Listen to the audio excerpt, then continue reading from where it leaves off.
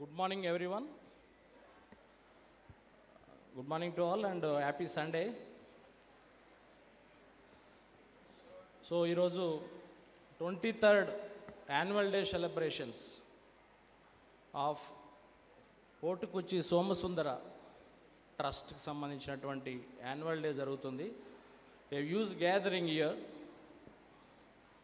So అందరికీ నమస్కారాలు. నాకు ఒక శ్రీశ్రీ మహాప్రస్థానంలో రచించినటువంటి ఒక వాక్యం గుర్తొస్తుంది.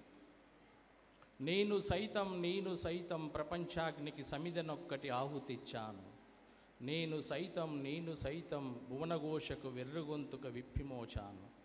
నేను సైతం విశ్వసృష్టికి అశ్రు ఒక్కటి దారబోశాను అని అంటాడు శ్రీశ్రీ.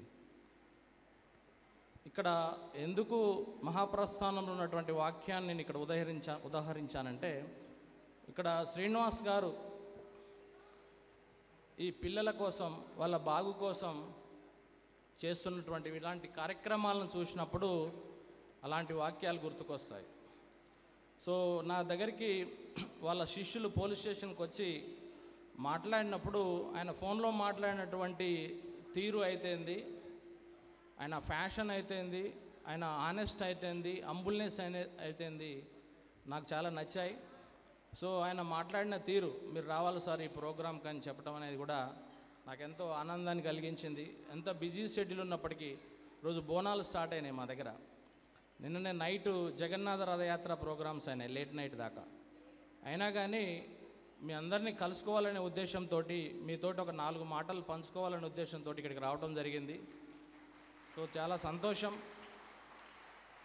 మాకు చాలా ప్రోగ్రామ్స్ అవుతుంటాయి, క్రైమ్కి సంబంధించినవి, డ్రగ్స్ మీద కానీ, సైబర్ క్రైమ్ మీద కానీ, so suicidal death, farmer suicides సంబంధించినవి కానీ, రోడ్డు ప్రమాదాలపై అవేర్నెస్ ప్రోగ్రామ్ కలిగించడం కానీ, షీ టీమ్ ప్రోగ్రామ్స్ కానీ, ఇలా చాలా ప్రోగ్రామ్ అవుతాయి.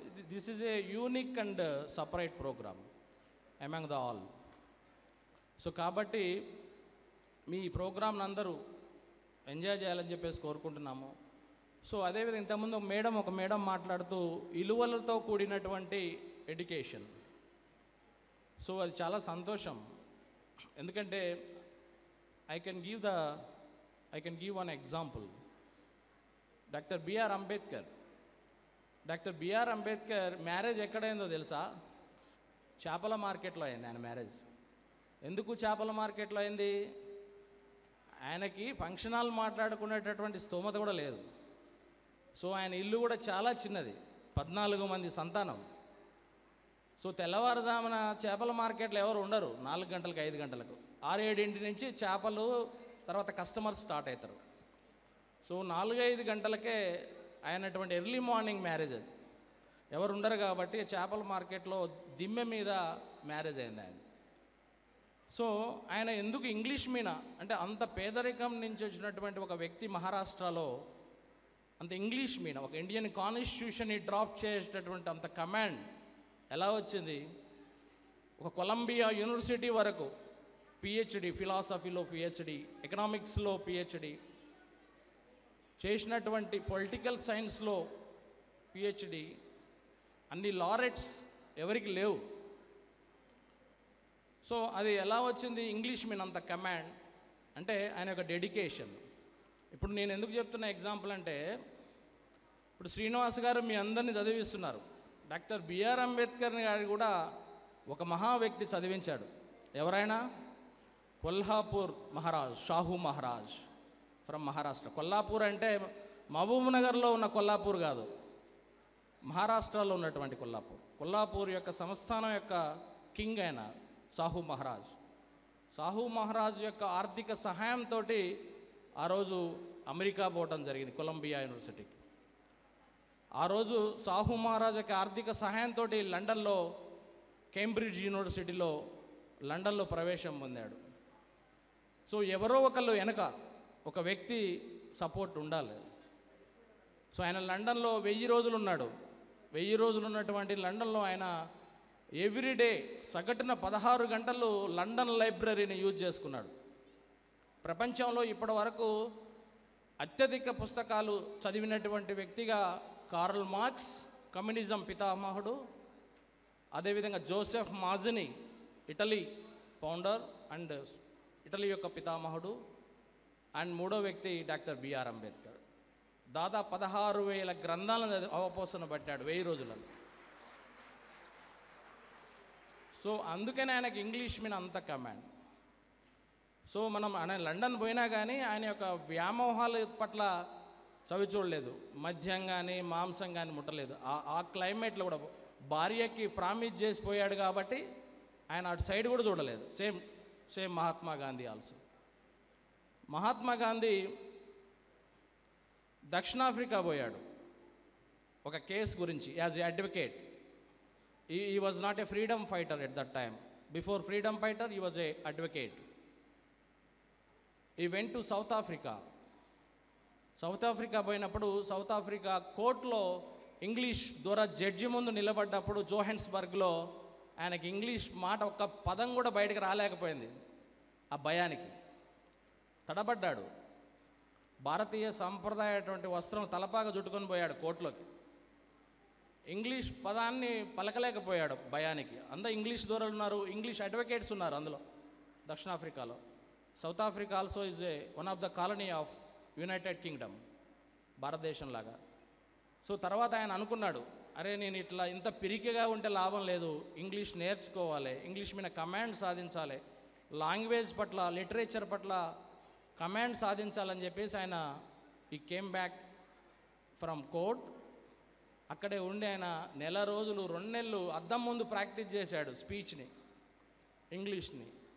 దెన్ అగైన్ ఆయనకి ఎప్పుడైతే కాన్ఫిడెంట్ వచ్చిందో అప్పుడు జోహాన్స్బర్గ్ కోర్టులో మళ్ళీ నిలబడ్డాడు. ఒక చెరుకు తోటలకు సంబంధించినటువంటి కేసు అది. అప్పటి వరకు ఆయన ఒక్క కేసు కూడా రాలేదు రాజ్కోట్లో కానీ బాంబేలో కానీ. సో అప్పటి నుంచి ఆయన చరిస్మా స్టార్ట్ అయింది. ఆ కేసు గెలిచినప్పటి నుంచి భారతీయులు పడేటటువంటి కష్టాలకు వ్యతిరేకంగా సౌత్ ఆఫ్రికాలో ఫైట్ చేశాడు. అదే ఒకటువంటి ప్రయాణాన్ని 1915లో భారతదేశానికి వచ్చినప్పుడు అగైన్ ఇక్కడ కూడా స్టార్ట్ చేసి ఇండియన్ నేషన్ పితామహుడుగా గుర్తింపు పొందాడు. అంటే ఇవన్నీ ఎగ్జాంపుల్స్ ఎందుకు చెప్తున్నా అంటే, మనం ఇంగ్లీష్ పరభాష అయినప్పటికీ ఇంగ్లీష్ నేర్చుకోక తప్పదు. మనం రేపు పొద్దున్న జాబ్లో సెటిల్ కావాలంటే ఇంగ్లీష్ అనేది మ్యాండేటరీ. సేమ్ టైం తెలుగు భాషని, మాతృభాషని మర్చిపోవద్దు. దేశ భాషలందు తెలుగు లెస్స. సో ఆ భాషను మర్చిపోయినామంటే మనం తల్లి పాలన మర్చిపోయినట్టే.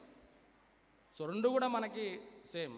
ఒక నాణ్యానికి ఉన్నటువంటి 2 బొమ్మ బొరుసులు లాంటివి. సో అందుకనే శ్రీశ్రీది నాకు మరొక వాక్యం గుర్తొస్తుంది. కొంతమంది యువకులు పుట్టుకతో వృద్ధులు, కొంతమంది యువకులు నవజీవన బృందావన నిర్మాతలు. చూడండి ఎంత బాగుంది. అలాంటి కొంతమంది యువకులు నవజీవన బృందావన నిర్మాతలు అంటే మీ అందరు శ్రీనివాస్ లాంటి వారు. ఆయన స్టిల్ యువకుడే. మానవత విలువలతో కూడినటువంటి education. Again I'm giving one more example. Sachin Tendulkar క్రికెట్లో మీకు అందరు తెలుసు, the god of the cricket, Indian cricket and world cricket also. Vinod Kambli 1989లో సచిన్ టెండూల్కర్ తన కెరీర్ స్టార్ట్ అయింది కరాచీలో against Pakistan. So same time Vinod Kambli కూడా ఇంటర్నేషనల్ క్రికెట్లోకి ఎంటర్. ఇద్దరు కూడా classmates and friends. Vinod Kambli మురికి వాడల నుంచి, బాంబే మురికి వాడల నుంచి వచ్చినటువంటి వ్యక్తి. సచిన్ టెండూల్కర్ ఆల్రెడీ వాళ్ళ father rich and also Brahmin. వీళ్ళిద్దరు కూడా ఒకటేసారి ఇంటర్నేషనల్ క్రికెట్లో అడుగుపెట్టారు. వీళ్ళిద్దరిలో అప్పటికి ఎవరు టాలెంటెడ్, ఎవరు కెరీర్ పరంగా పెర్ఫార్మెన్స్ అంటే Vinod Kamble. So double century చేశాడు. ఈవెన్ 17 సెంచరీస్ వితిన్ 1 ఇయర్లో చేశాడు. డబుల్ సెంచరీని 2 సార్లు కంటిన్యూగా చేశాడు. అట్లాంటి వ్యక్తి ప్రపంచవ్యాప్తంగా ఆయనకు నీరాజనాలు అందుతున్నాయి, డబ్బులు వచ్చేసినాయి, ఫేమ్ వచ్చేసింది, దూరదర్శన్లో మారుమోగిపోతుంది ఇండియా క్రికెట్లో. సచిన్ కూడా సేమ్ టైం సెంచరీలు స్టార్ట్ అయినాయి. బట్ వితిన్ 6-7 ఇయర్స్లో వినోద్ కాంబ్లే యొక్క గ్రాఫ్ ఎంత అయితే పైకి లేచిందో అంతే కింద పడిపోయింది.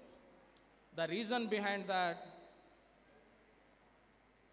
ఎప్పుడైతే అతిగా డబ్బులు వచ్చేసినాయో, ఫేమ్ వచ్చేసినాయో, అడ్వర్టైజ్మెంట్స్ రూపంలో వచ్చేసినాయో, ఇమ్మీడియట్లీ ఆయనకి ఏమొచ్చేసింది, ఫిట్నెస్ దెబ్బతిన్నది, క్రికెట్ మీద ఇంట్రెస్ట్ తగ్గిపోయింది. సో సైడ్ ట్రాక్ పట్టేసాడు మనడు. Same time at the same Sachin Tendulkar same performance. ఎప్పటి వరకు తన కెరీర్ మొత్తం మొన్నటి వరకు రిటైర్మెంట్ ఇచ్చే వరకు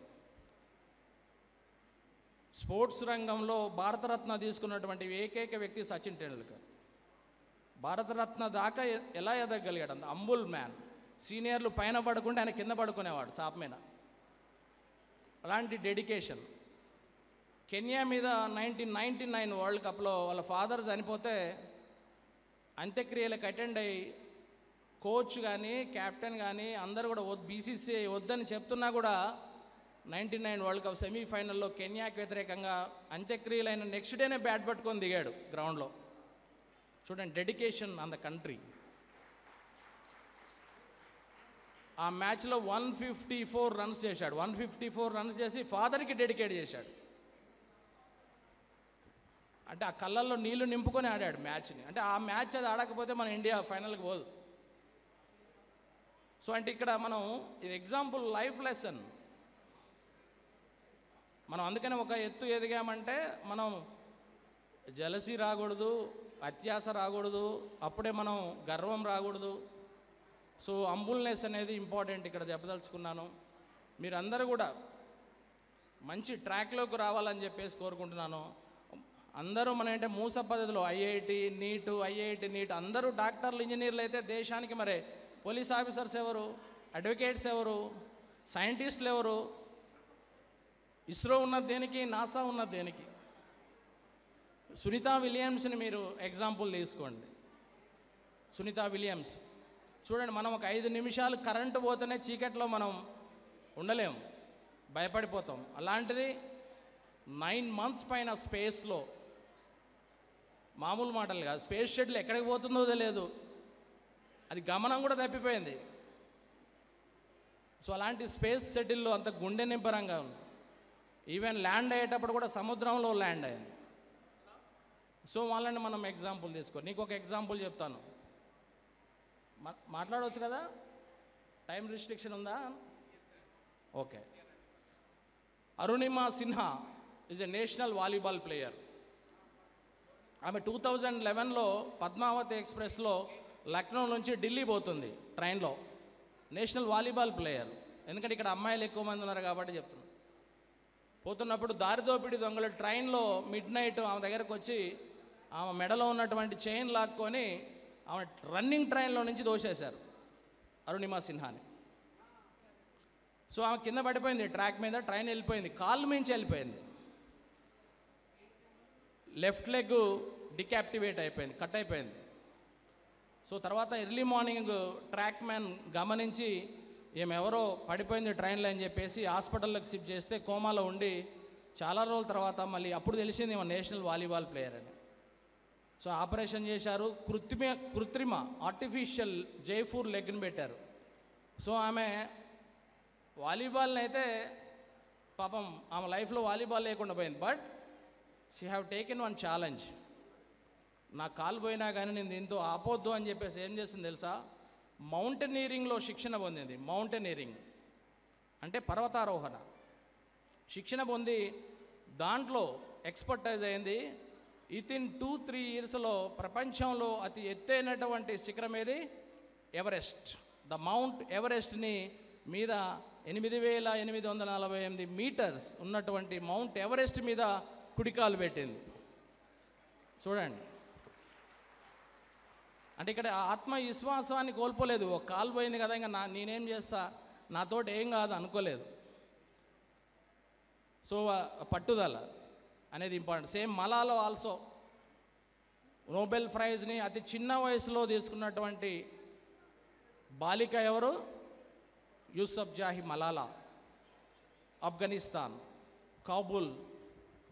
సో ఆమెని ఎడ్యుకేషన్, గర్ల్స్ ఎడ్యుకేషన్కి వ్యతిరేకంగా గర్ల్స్ ఎడ్యుకేషన్ని పెంపొందించాలనే దాని మీద ఫైట్ చేస్తుందని చెప్పేసి తాలిబాన్ టెర్రరిస్టులు ఆమెని షార్ట్ రేంజ్లో ఫైర్ చేశారు. ఈ చెవి ఇప్పటికి కూడా పని చేయదాం, చెవుడు వచ్చేసింది, అయినా బతికి బయటపడ్డది. జనరల్గా వేరే వాళ్ళు ఉంటే ఏం చేస్తారు, మనకెందుకురా బాబు తుపాకులతో కాలుస్తారు, మనం మంచిగా ఉంటే చాలని చెప్పి పారిపోయేవాళ్ళు అక్కడి నుంచి. నెక్స్ట్ డే డిశ్చార్జ్ అయిన నెక్స్ట్ డేనే ఆమె స్కూల్కి పోవటం కాకుండా ఇంకొక 50 మందిని తీసుకుపోయింది ఆడపిల్లల్ని స్కూల్కి. That is greatness of Malala. ఆమె స్పీచ్ వినండి మీరు. యుఎన్ ఐక్యరాజ్య సమితిలో కానీ, తర్వాత నోబెల్ ప్రైజ్ రిసీవ్ సెరమనీలో కానీ ఆమె స్పీచ్ వినండి. 15 నిమిషాలు ఉంటుంది యూట్యూబ్లో, అది వినండి. చాలా terrific and dare speech delivered by Yousafzai Malala. So ఇవన్నీ కూడా మీరు వాళ్ళని ఇన్స్పిరేషన్గా తీసుకోవాలని చెప్పేసి కోరుకుంటున్నాను. సో మనకి రీసెంట్ ఇంకొక 2 నిమిషాలు నేను ముగిస్తాను. సో మనకి రీసెంట్ పాతకాలంలో ఎక్కడి నుంచో నార్త్ ఇండియా నుంచి, మహారాష్ట్ర నుంచి బవేరియా గ్యాంగ్స్, చెడ్డీ గ్యాంగ్స్, ఇంకా గ్యాంగ్స్ వచ్చి నేరాలు చేసుకొని పోయేవాళ్ళు. ఇప్పుడు వాడు కష్టపడాల్సిన అవసరం లేదు. వాడు ఇంట్లోనే ఉండి కంప్యూటర్ తోటి 10th ఫెయిల్ అయిన వాడు ఐఐటి, ఎంటెక్, పిహెచ్డి చేసిన వాళ్ళని మోసం చేస్తున్నాడు. లాటరీ వచ్చిందని అంటాడు, 10 లక్షల లాటరీ, ఒక 10,000 కట్టమంటాడు. అసలు లాటరీ నువ్వు ఎప్పుడు అప్లై చేసినావో ఎవరికి తెలియదు. అసలు లాటరీ అప్లై చేయనప్పుడు నీకు లాటరీ ఎలా వస్తుంది అనేది ఎవడు ఆలోచించరు. 10,000 అడగానే పంపించేస్తాం, తర్వాత మళ్ళీ ఒక 20,000 అడుగుతాడు. ఇట్లా ట్రాప్లో పడిపోతున్నారు సైబర్ క్రైమ్లో. అందుకని ఇలాగ మేడం అన్నారు, మొబైల్ వాడకం, టెక్నాలజీ ఈజ్ మ్యాండేటరీ, దాన్ని ఎవరు కాదనలేము. బట్ కానీ మంచి కోసం ఉపయోగించాలి టెక్నాలజీ. సైబర్ క్రైమ్ విపరీతంగా పెరిగిపోయింది. మ్యాట్రిమోనియల్ ఫ్రాడ్స్ కానీ, తర్వాత ఫేస్బుక్లో, ఇన్స్టాలో ఫేక్ ప్రొఫైల్ క్రియేట్ చేసి మిమ్మల్ని ట్రాప్ చేయడం కానీ, ఇలాంటి చాలా క్రైమ్ పోలీస్ స్టేషన్లో వచ్చే ఇవే క్రైమ్స్. కొంచెం అలర్ట్గా ఉండండి ఆడపిల్లలు. సో మీకు ఎలాంటి అనుమానం ఉన్నా కానీ సి టీమ్ ఉంటుంది, లేదా 100 డయల్ ఉంటుంది, వాటిని ఉపయోగించుకోండి. మీ పేరు కూడా డిస్క్లోజ్ కాదు ఎక్కడ, వాళ్ళకి జరిగే ట్రీట్మెంట్ జరుగుతుంది. అదేవిధంగా drugs, cyber crime and drugs both are very challenges and dangerous to the present society and the police. Cyber NDPS మేము ఒక 10 మందిని ఈ పార్కుల్లో, గ్రౌండ్లలో ఉండే వాళ్ళని పట్టుకొని, ఇంజనీరింగ్ పిల్లలు లేకపోతే యూత్ పిల్లల్ని 10 మందిని తీసుకొస్తే 4-5 పాజిటివ్ వస్తుంది ganja. Very dangerous to the society. చూడండి జనరేషన్ ఎక్కడ పోతుందో. పాతకాలంలో సిగరెట్, బీడీ తాగితేనే తల్లిదండ్రులు కొట్టేవాళ్ళు. సో ఇప్పుడు వాడు గంజాకి, డ్రగ్స్కి, హెరాయిన్, కోకాయిన్, ఎపటమైన్, ఇవన్నీ చాలా ప్రొహిబిటెడ్ అండ్ న్యూరో సిస్టమ్ మీద డేంజరస్ కాన్సిక్వెన్సెస్ ఉంటాయి. డ్రగ్స్కి అలవాటు అయిపోతున్నారు యూత్. మెయిన్లీ ఆల్మోస్ట్ అన్ని ఇంటర్నేషనల్ స్కూల్లో కూడా ప్రవేశించాయి. ఆల్మోస్ట్ అన్ని ఇంజనీరింగ్ కాలేజీలలో, అన్ని మెడికల్ కాలేజీలలో కూడా ప్రవేశించాయి డ్రగ్స్. పంజాబ్ యూత్ని తీసుకోండి. ఆర్మీలో పంజాబ్ యూత్ ఎక్కువ ఉండేవాళ్ళు, 30% ఉండేవాళ్ళు ఒక 10 ఏళ్ల కింద. ఇప్పుడు గ్రాడ్యువల్గా గ్రాఫ్ పడిపోయింది పంజాబ్ది. ద రీజన్ ఏంటంటే ఎఫెక్ట్ ఆఫ్ డ్రగ్స్. ఎందుకంటే Punjab is the very border state to the Pakistan and Afghanistan. అక్కడి నుంచి లోపలికి వస్తుంది, యూత్కి టేస్ట్ దొరుకుతుంది. అది టేస్ట్ దొరికేసరికి దాంట్లో డౌజింగ్, దాంట్లో ఎవడు పనిచేయడు, ఉత్పాదక రంగం, ప్రొడక్టివిటీ లేదు. ప్రపంచంలో యువత ఉన్నటువంటి 2 పెద్ద దేశాలు ఏమంటే చైనా అండ్ భారత్. ఈ యూత్ అంతా కూడా అందులో పడిపోతే ఇంకా నిర్వీర్యం అయిపోయి. మీ మూవీ ఉంది ఉడతా పంజాబీ, ఆ మూవీ చూడండి నెట్ఫ్లిక్స్లో. తర్వాత రీసెంట్గా మలయాళం నుంచి ఒక మూవీ వచ్చింది, ద ఆఫీసర్. ఆ మూవీ కూడా డ్రగ్స్ గురించి ఉంది. సో ఈ 2 మూవీస్ చూడండి డ్రగ్స్ గురించి అవేర్నెస్ కోసం. అంటే నేను ఈ ప్రోగ్రామ్ యాన్యువల్ డేకి వచ్చి డ్రగ్స్ గురించి చెప్తుండే అనుకోవద్దు దయచేసి. యూత్ మీద మేజర్ ఇంపాక్ట్ చూపించేవి ఈ 2, cyber crime and NDPS drugs. Okay, దయచేసి ఈ సూచనలు మీరు పాటిస్తారని చెప్పేసి కోరుకుంటున్నాను.